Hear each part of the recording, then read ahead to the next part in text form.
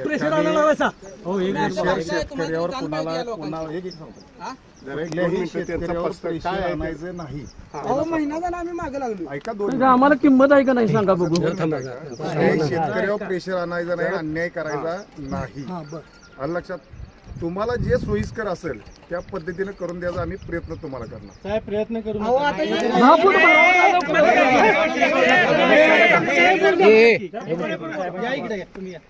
बोलू नका बाकी. डायरेक्शन दिले कलेक्टर ऑफिसने. मग कशाला तुम्ही आता परत त्यांना म्हणाले पाईपलाईन घाला म्हणून?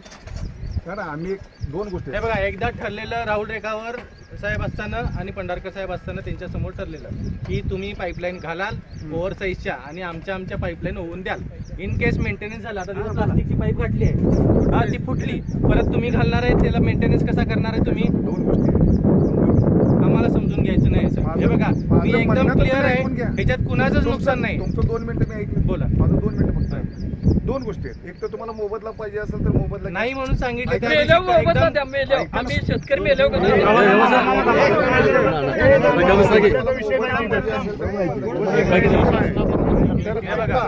जे साहेबांच्यावर तुमचं ठरलं मी सांगतो तुम्हाला. आम्ही सगळ्यांचं शॉर्टलिस्ट केलं, पाईपलाईनवाल्यांना सगळे बाजूला ठेवलं. तुम्हाला ज्या ज्या लोकांना पाईपलाईन घालून पाहिजे असेल अशा सगळ्यांनी NHI ऑफिसला एक अर्ज दिला. तो दिलेला आहे, सगळ्यांनी दिलेला आहे. हे बघा, 2 मिनिट. हे बघा,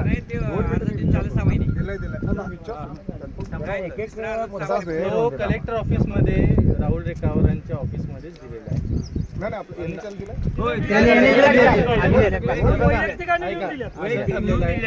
2 मिनिटं समजून घ्या. तुम्ही आता अर्धा किलोमीटर आम्हाला ओपनिंग द्यायचं तुमच्या GR मध्ये होतं, बरोबर आहे?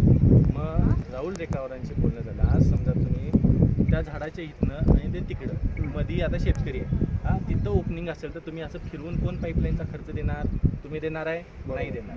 बरोबर. नुसताच 90 डिग्रीज मध्ये तो फिरत नाही, पाठीमागची अलाइनमेंट चेंज करायला लागते. ती कोण देणार आहे? मोटरवर लोड आहे. हा, त्याच्यावर मोटरवर लोड येणार, ते कोण देणार आहे? हे सगळा बुरदंड तिथनं फिरणार परत. हे जेव्हा तुम्हाला सगळ्यांना माहिती आहे, मग ह्याच्यातनं सोल्युशन काय काढलं की तुम्ही आम्हाला ओव्हरसाईज जिथं आहे शेतकऱ्यांच्या पाईपा त्याला ओव्हरसाईज पाईपा ले करून द्याल आणि त्याच्यातनं आमच्या पाईपा होऊन द्याल, कारण की आमच्या PVCच्या आहेत. तुम्ही सिमेंटच्या पाईपा घालाल, उद्या मेंटेनन्सला लागलं, काय फुटली गळकी राहिली तर आम्ही कसं करणार ते? उद्या तुम्ही मला सांगा, ही PVCची पाईप तुम्ही घातली आहे त्याच्या खाली या शेतकऱ्याची, हा, आणि उद्या क्रॅक झाली, हा, क्रॅक होणारच, ती लोडने क्रॅक होणार 110%. हा, तेव्हा त्याचं कॉम्पन्सेशन, त्याला रस्ता फोडायचं कॉम्पन्सेशन. भविष्यात त्याला काही लिकेज झालं, काय झालं, रिपेअर कसं करायचं? ते म्हणायला लागले की कदम साहेब म्हणलेत आम्ही तुम्हाला रिप्लेस करून देतो म्हणून. हा, ते तुम्ही रिप्लेस करून देणार आहे? रस्त्याचं कॉम्पन्सेशन करायचं, कॉम्पन्सेशन कोण देणार? माझ्याकडनं तुम्हाला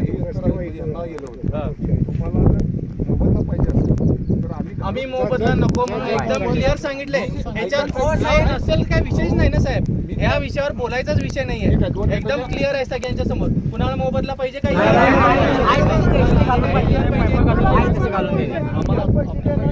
ते ऑलरेडी मी आज अमोदींना भेटणार आहे, तेव्हा पण मी बोलणार. आणि मी खरं सांगायला तुम्ही या विषयावर सिरियसली काम करा, नाहीतर ते जेवढा लेट जाईल तेवढं मी एस्केलेट सोडलंय.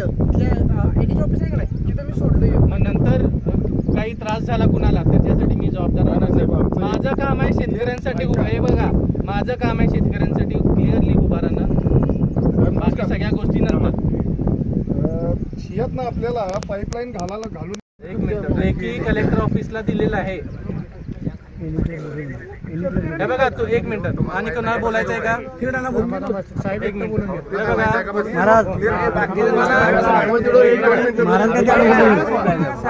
हे बघा ही गोष्ट आहे अशीच फोन, हा, ठीक आहे. तर तुम्हाला जी तुमची प्रोसेस आहे की नाही ती आता असेल तर फोनवर क्लिअर सांगा. शेतकरी सगळे माझ्याबरोबर आहेत, म्हणजे नंतर परत हे असं करायला पाहिजे तसं करायला पाहिजे 10 लफडी आम्ही करत बसणार नाही. काम आता पावसाळा तोंडावर आला, कामधाम सोडून आम्ही इथं बसायचं का? सॉरी, मी ते शब्द ठीक आहे, पण कामधाम सोडून आम्ही तुमचं पाठीमागे पुढे बसायचं. शब्द वापरते म्हणजे तुम्ही काम नीट करा ना, आम्हाला कशाला आमची कामदान सोडायला लागलाय. नोव्हेंबरची गोष्ट अजून तुम्हाला अजून लक्षात नाही आली, आणि काय प्रोसिजर असेल ती एकदाच क्लिअरली सांगा. मी आज अमोलजींच्याकडे येणार आहे, तर रेखा आपले येडगे साहेबांच्याकडे, हा, आणि मी ही पुढे हायलाईट करणार. जर का नाही झालं तर त्याच्यासाठी नंतर तुम्ही म्हणू नका साहेब आमचा CR खराब झाला म्हणून.